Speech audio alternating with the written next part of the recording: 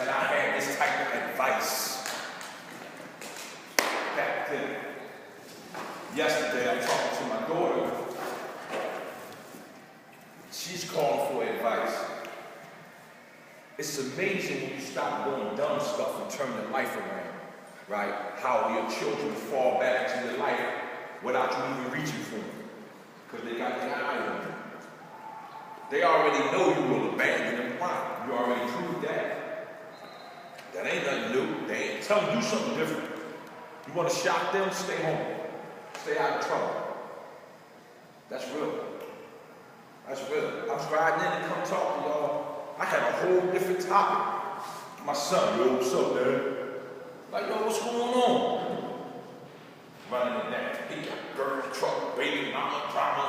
You know, he working, doing this thing. Good kid, though, you know. But that male figure is what's missing out of their lives. Especially for us that has daughters. You know why most young ladies get caught up in nonsense through men? Because they don't have a male figure around them to show them by example how a man's really supposed to be. How many times growing up we done messed with females and we acted different when Pop was in the house, and we acted different when it was just the mother in the house. The Pop in the house, you ain't spending the night, you ain't creeping, you ain't sneaking, you ain't on the couch and all that stuff. Ain't going down. It's not going to happen if Pop is on his game. Mom, is she the breadwinner and that's her in the house and the daughter? The daughter working on mom and you working on mom. You slid right up in there until the baby comes, then you saying it ain't yours. Look just like it. That's what we do. We run from responsibility. Even if you paying child support, even if you was home and you was taking care of your business, taking care of it, but when you left them, you went to break the law, you running from responsibility. Because you know it's a chance, a high percentage chance, a 99.9% chance. That's too high. You're going to jail. But yet we still went and did it. So our mind frame, that's what I was telling the brother here, our mind frame, our thinking, I have so much stuff going on right now, brothers, that's going to set us from any program there is. When I say any program, this is going down. And it starts on April the 18th at 11:30. That merger meeting I was telling y'all about, getting with the guy with the largest situation in, construction company and welding and all that stuff. That's the 18th. That's the 18th. I got invited to this morning to be in a part of a coalition of bringing all the entry programs together, right, and sit and discuss the problem, right? Here's the problem with that. I'll go because I want to hear what they're talking about. But here's the problem with that. Everyone in the entry program want to be the entry program. Because everybody is chasing the same dollar, the government dollar. So therefore, if they're the entry program, then the dollar will be funded through them. This is not bad mouth and no program. This is just a reality. When you're independent like us, you don't have to chase a government dollar because the government dollar comes with government strings. Meaning they get to dictate and tell you what to talk about, what not to talk about, what to stand for, what not to stand for. And that's what I was trying to tell you. You can't be a part of that. So I sit back because the decisions I make affects all of us. So I can't be involved in some poor decision making and then come to y'all looking at me like, how this happened to us?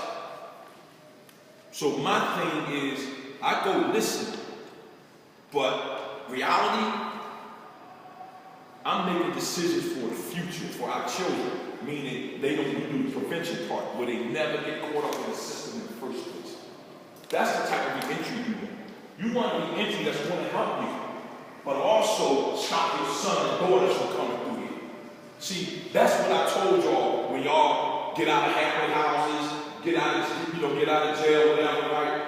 You're supposed to come back through here and become a mentor to the youth that we deal with. You're supposed to come back through here and grab these other young brothers that signed in, that's first time in jail and stuff. Because for those that's a repeater, been to jail once, twice, 2, 3 times, your first time you thought you would never go, and your first time you thought you would never come back. You thought you would never go to jail, and you thought you would never come back. But here we are. Here we are. Repeated fingers. We all had handcuffs on us more than one time. More than one time. Now, check this out. They came and got my grandfather at 12. They came and got my father at 1. What time do you think they were going to come get me? At 2. I got a son. They looking for him after me. Really? Now he got a son. When do it stop? When do it stop? It starts with us. Meaning, set responsibility first. Because the hardest thing I told y'all before last week I ever did in my life was change my thinking. It was change my thinking. That's the hardest thing I've ever done. It was literally change my thinking. The hardest thing. Because when you change your thinking, right, your whole atmosphere changes. Your friends, your lifestyle. Because let me tell you why. For the ones in here that literally got a job right now, if you still have the same mentality that got you locked up, you in the way. You might as well let somebody have that job. Because if you thinking, I'm going to get a paycheck, which some of us do, and I was a young buck and did this, I worked just so I could get a package. Real rap. I never forget that. My man's number was young. My man's number started out hustling. I wanted to hustle too. So I went and got a job at the shop. There was a shop right there, it was called the Acme, something it's called. And I'm bagging bags, I'm sweeping up, mopping floors. I got one paycheck. One paycheck. Never went back. Never went back. Ran to my man, got my whole package, and it was on.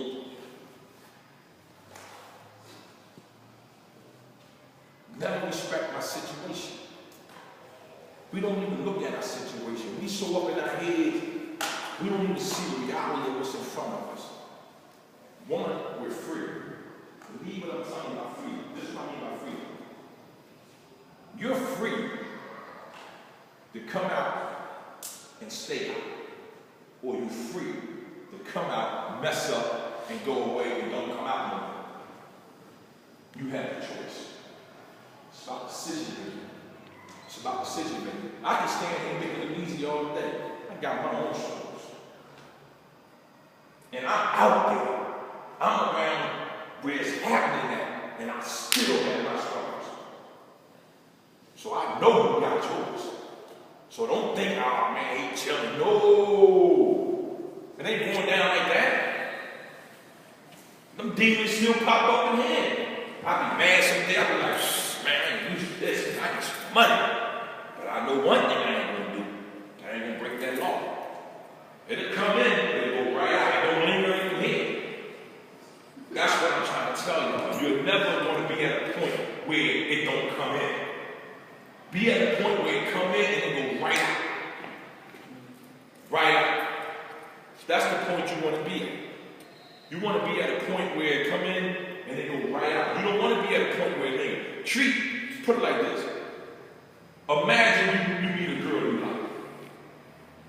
And you've been trying to talk to her for 6 months. And all she says is, I keep walking. And she never give you the time of day. Then one day, she stopped and she give you 3 minutes. You got it. You got it. Because now she's willing to listen to what you're saying to her. And you know you want to manipulate her to where you want her to be. And you're going to call your